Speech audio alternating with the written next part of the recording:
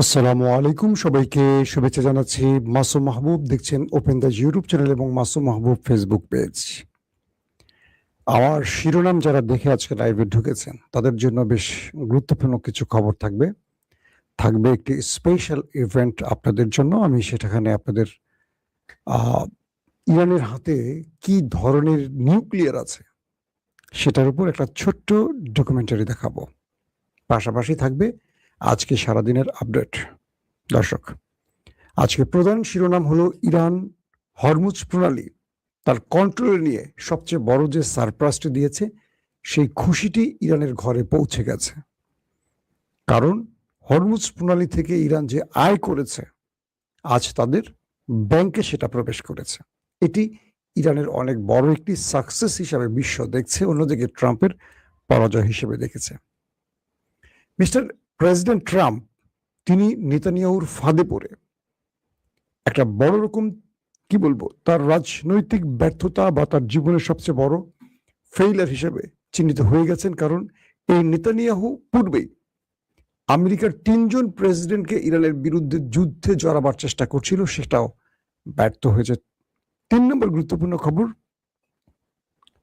আমেরিকার ইন্টেলিজেন্স তথ্য এবার ইরান সম্পর্কে এমন খবর দিল যেটা আমেরিকার এস্টাবলিশমেন্ট বা ট্রাম্প বা পুরো আমেরিকা কেঁপে উঠেছে। ইরান সম্পর্কে সেই তথ্যটা কি ছিল? দর্শক, পাশাপাশি আরো অনেকগুলো খবর থাকবে, ধারাবাহিক আমি আপনাদের দেবার চেষ্টা করব। আমি প্রথমেই আপনাদেরকে একটি ছোট ভিডিও দেখাতে চাই, তারপর আমরা মূল খবরে চলে যাব। আশা করি আপনারা প্রত্যেকে যারা আমার লাইনে আছেন তারা খবরটি দেখতে চান। পরাশক্তির আমেরিকা, অন্যদিকে দুর্বল ইরান। আমেরিকার সাথে যুক্ত হয়েছে ইসরায়েল। দুটো শক্তির সাথে পুরো গালফ কান্ট্রি। সে একা ইরান বিশ্ব শক্তির বিরুদ্ধে। আমেরিকা বলছে আমার কাছে নিউক্লিয়ার আছে, ইসরায়েল বলছে আমার কাছেও, কিন্তু ইরানের হাতে নেই কোনো নিউক্লিয়ার।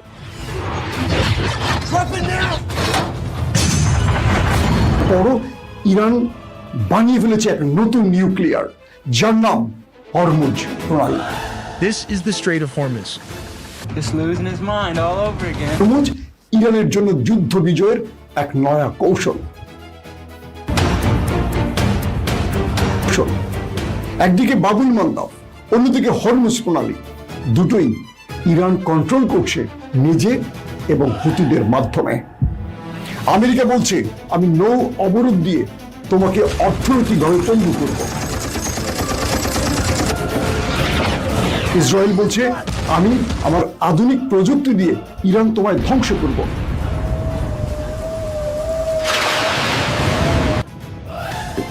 তোমাকে যত অস্ত্র টাকা দেয়া লাগে সব দেব, আমেরিকা ইরানকে শেষ করো।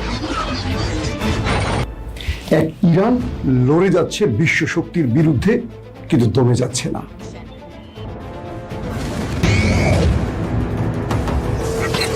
কিন্তু হেরে যাচ্ছে না, কিন্তু ভয় পাচ্ছে না। আমেরিকা অবাক, যাকে বিশ্ব মানচিত্র থেকে মুছে ফেলার হুমকি দেওয়া হয় সে কেন ভয় পায় না? শহীদ খোমেনি বাহিনী প্রতিটি জবাবের পাল্টা জবাব দিচ্ছে। এবার মূল যুদ্ধ ছড়িয়ে পড়েছে হরমুজ প্রণালী। পৃথিবীর তাবৎ মানুষের চোখ হরমুজ প্রণালীতে। এক হরমুজ প্রণালী পুরো পৃথিবীতে বাণিজ্যের এক অস্থিরতা সৃষ্টি করে দিয়েছে, যেন তৃতীয় বিশ্বযুদ্ধ শুরু হয়ে গেছে। সাগর দাপিয়ে বেড়াচ্ছে ইরানি বাহিনী, মার্কিন বাহিনী, মুখোমুখি সংঘর্ষ, জাহাজ কিডন্যাপ। কখনো কখনো ইরানি বাহিনী জাহাজে কমান্ডো অপারেশন চালাচ্ছে। কখনো আমেরিকা ইরানের জাহাজ আটক করছে, কখনো ইরান দখল করছে মার্কিন যুক্তরাষ্ট্রের জাহাজ।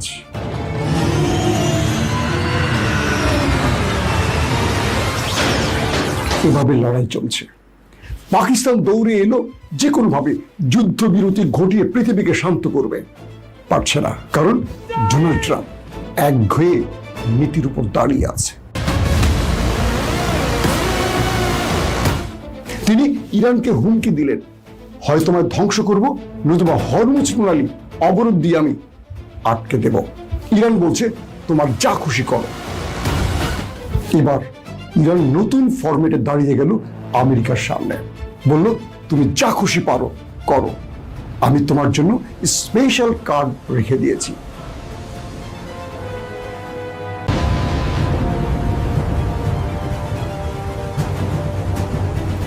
যে কার্ড সারপ্রাইজ কার্ড, এক হরমুজ প্রণালী দিয়ে পুরো পৃথিবীকে নাড়িয়ে দিয়েছে ইরান।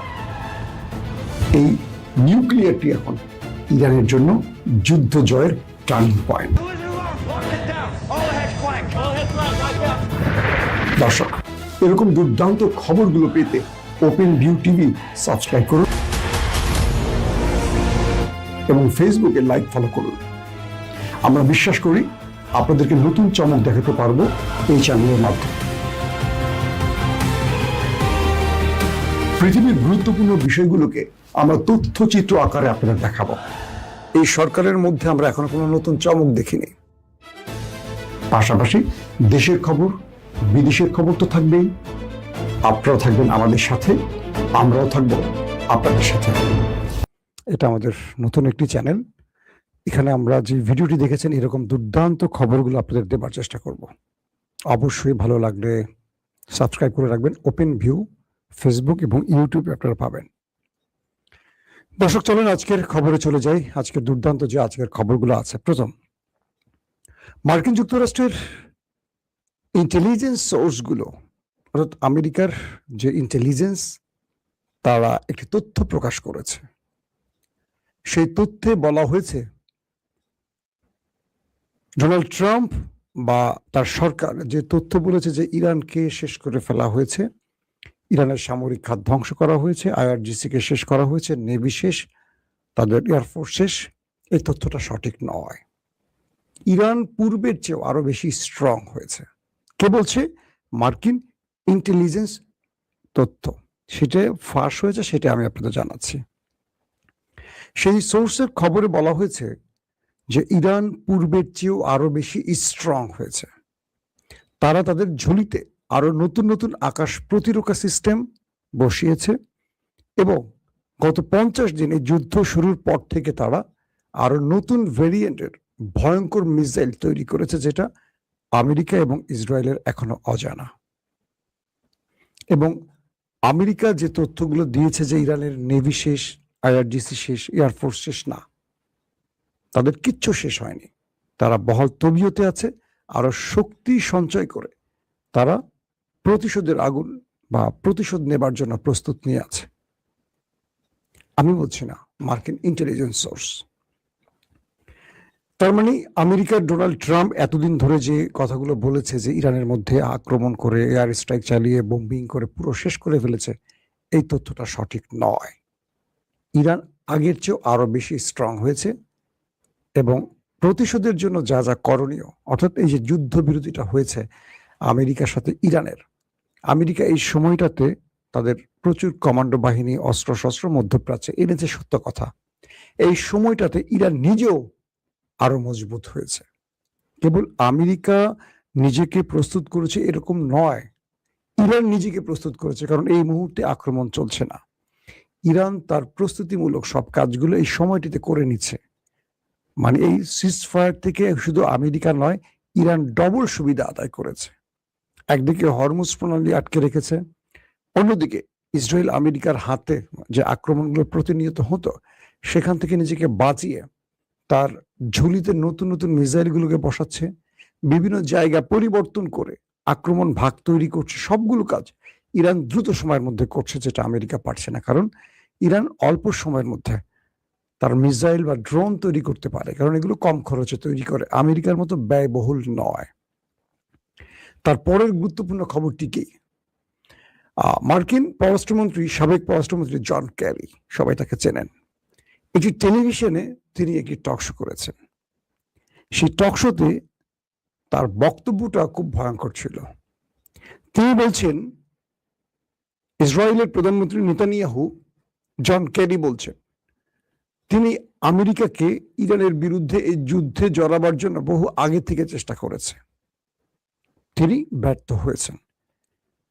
জন কেরি বলছেন, বারাক হোসেন ওবামাকেও নেতানিয়াহু বারবারই চেষ্টা করেছেন এই যুদ্ধে টেনে আনতে ইরানের বিরুদ্ধে, এবং ইরানের আক্রমণ সম্পর্কে তিনি ওবামাকে ব্যাপক চাপ দিয়েছেন। ওবামা সেই সময় ইন্টেলিজেন্স সোর্সের খবরগুলো, মার্কিন এস্টাবলিশমেন্টের খবর, মার্কিন সেনাবাহিনীর সঙ্গে কথা বলে যখন বুঝলেন যে এটি একটি অনিয়ন্ত্রিত হামলা, অর্থাৎ এই হামলা শুরু করা যাবে কিন্তু শেষ করা যাবে না, কারণ ভিয়েতনাম এবং ইরাক থেকে বা আফগানিস্তান থেকে তাদের যে শিক্ষাগুলো, এটা খুব বেদনাদায়ক আমেরিকার জন্য।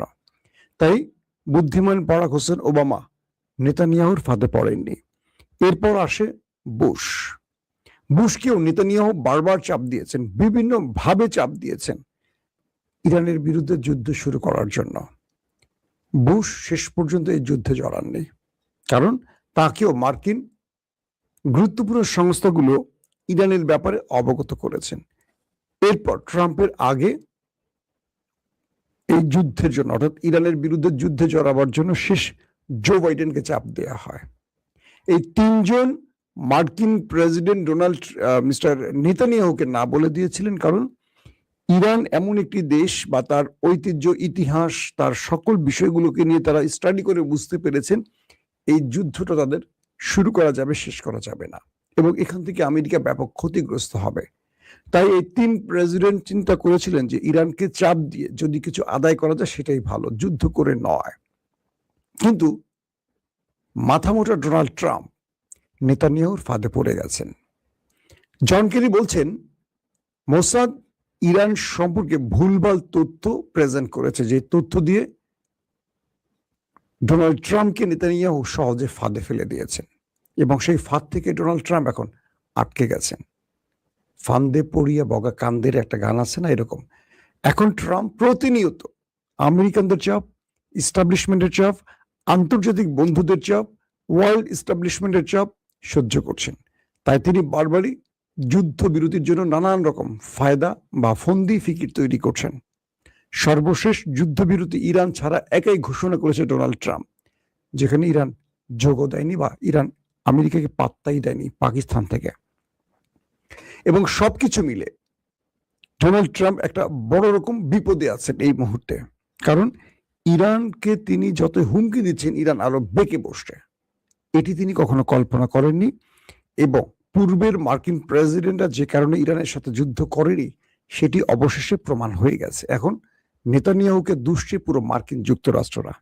দর্শক, নিউ ইয়র্ক টাইমস কিছু নতুন তথ্য প্রকাশ করেছে এবং বলছে যে মার্কিন প্রেসিডেন্টকে 11 ফেব্রুয়ারি নেতানিয়াহু তার হোয়াইট হাউসের সিসিয়েশন রুমে ট্রাম্পের সাথে বসেছিলেন নেতানিয়াহু, এবং সেই 11 ফেব্রুয়ারি তিনি ট্রাম্পকে এই ফাঁদে ফেলেছেন, অর্থাৎ ইরানের বিরুদ্ধে যুদ্ধে রাজি করিয়েছেন। এবং এই বিষয়টির জন্যই আমেরিকার এস্টাবলিশমেন্ট, সেনাবাহিনী ওই একটি দেশকে বারবার দোষ দিচ্ছে বা দুষছেন।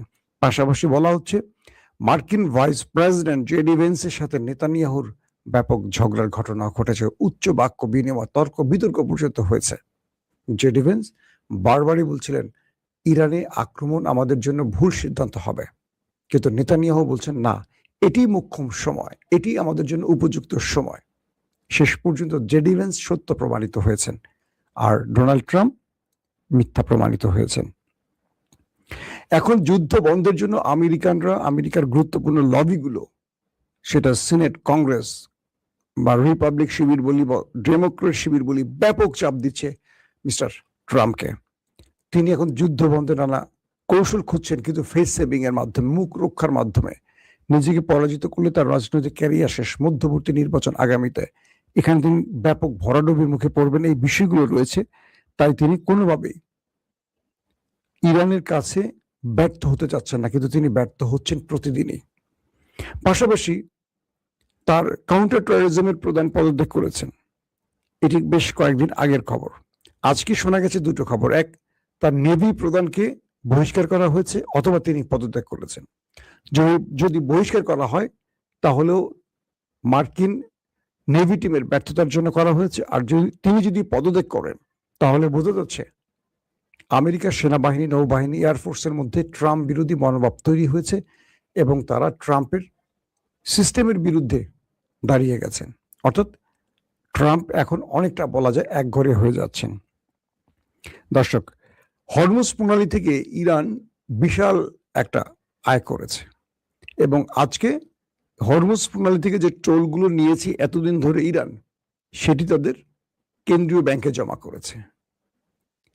ইরানের যে ব্যাপক ক্ষতি হয়েছে এতদিন, কিঞ্চিত হোক বা বড় অঙ্কের হোক, এই অ্যামাউন্টটা অনেক বড় অঙ্কের। বলা হচ্ছে যে তারা ক্রিপ্টোকারেন্সি এবং ইউয়ানের মাধ্যমে এই আয়টা করেছে এবং ইরানিরা এই আয়টি তাদের কেন্দ্রীয় ব্যাংকে জমা করতে পেরে ব্যাপক খুশি। তারা বলছে যে এই যুদ্ধে তাদের যে ক্ষতি হয়েছে হরমুজের মাধ্যমে তারা সেটাকে আদায় করে নিতে পারবে এবং এই প্রসেসটা কন্টিনিউ চললে ইরান আগামী 10 বছরে অনেক দেশকে ছাড়িয়ে যেতে পারবে। কারণ হরমুজ প্রণালী থেকে যে আয়ের পরিমাণ, এটা ইরান হিসেব করে দেখেছে তাদের অর্থনীতিকে অনেক দূর এগিয়ে নিয়ে যাবে। এটি ইরানের জন্য আজকে খুব ভালো একটি খবর আমরা বলতে পারি। পাশাপাশি ইরানের প্রেস টিভি দাবি করেছে একটি ইন্টেলিজেন্স সোর্স এবং একটি লবি গ্রুপ বা আন্তর্জাতিক বড় শক্তিশালী গ্রুপের সাথে কথা হয়েছে এরকম, ইসরায়েলের পারমাণবিক প্রকল্প নিয়ে এবার IAEA কে তদন্ত শুরু করার চাপ সৃষ্টি করছে ইরান। বলছে যে ইরান যারা শান্তিপূর্ণ পারমাণবিক কর্মসূচি চালাচ্ছে তাদের বিরুদ্ধে আমেরিকা ইসরায়েল আক্রমণ করছে, অথচ ইসরায়েলের ঘরেই রয়েছে নিউক্লিয়ার ডিমোনাতে। প্রশ্ন হলো ইসরায়েল কি করে অবৈধভাবে এটি করতে পারে? কতগুলো নিউক্লিয়ার তাদের কাছে আছে, কি পরিমাণ আছে, সেগুলোর পুরো ব্যাখ্যা তদন্তের জন্য ইরান একবার IAEA কে চাপ দিচ্ছে। মানে ইরান এবার বিশ্ব পরিমণ্ডলে ইসরায়েলকে একটা নতুন ধাক্কা দিতে যাচ্ছে। তিনি নিজের ঘরে নিউক্লিয়ার তৈরি করে অন্যের ঘরে নিউক্লিয়ার ধ্বংসের যে কাজটি করছেন, এটিকে নতুনভাবে বিশ্বের কাছে এবার তুলে আনছে ইরান। ইসরায়েলকে তিনি সহজ ভাষায় ছেড়ে দিতে রাজি নন। অর্থাৎ ইরান এখন কি বলবো, পররাষ্ট্রনীতি বলি, কূটনীতিক বা কূটনৈতিক খেলায় এবার ট্রাম্প বা ইসরায়েলকে আরো বেশি চাপে ফেলতে চান। কারণ এই মুহূর্তে ইসরায়েল এবং ট্রাম্পের পাশে ন্যাটো কিংবা ইউরোপ নেই, ইভেন গালফ কান্ট্রিও আমেরিকার পাশে সেই অর্থে এখন নেই। তারা ভেতরে ভেতরে ইরানের সাথে সমঝোতার চেষ্টা করছে, মধ্যস্থতার চেষ্টা করছে। সবকিছু মিলে ইরান এই মুহূর্তে একটা ভালো অবস্থায় রয়েছে। দর্শক, আজকের মতো বিদায় নিতে চাই। আশা করি আগামী দিন আপনাদেরকে আরো চমকপ্রদ খবর দেওয়ার চেষ্টা করব। সেই পর্যন্ত প্রত্যেকে ভালো থাকবেন। আল্লাহ হাফেজ। ওপেন দাইস মানে সত্যকে সত্য বলা, মিথ্যেকে মিথ্যে বলা। আমরা শোনা কথা নয়, চোখে যা দেখি তাই বলি।